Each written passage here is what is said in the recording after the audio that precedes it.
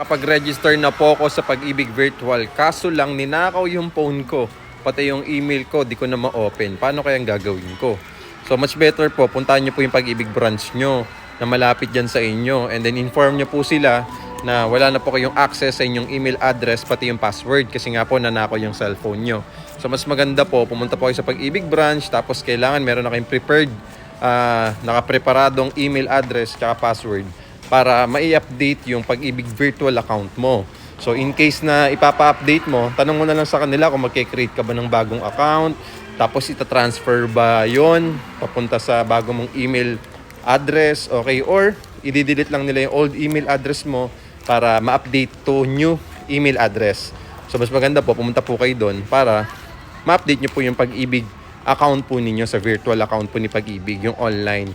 So mas maganda kasi na sila po yung katransact ninyo kasi mismong Pag-ibig branch na yun mismo. So kung mag-i-invest po kayo dito sa amin sa 10,000 cash out only promo namin na rent-to-own condo unit na 2-bedroom unit na pwede ka na makalipat agad within 30 days process.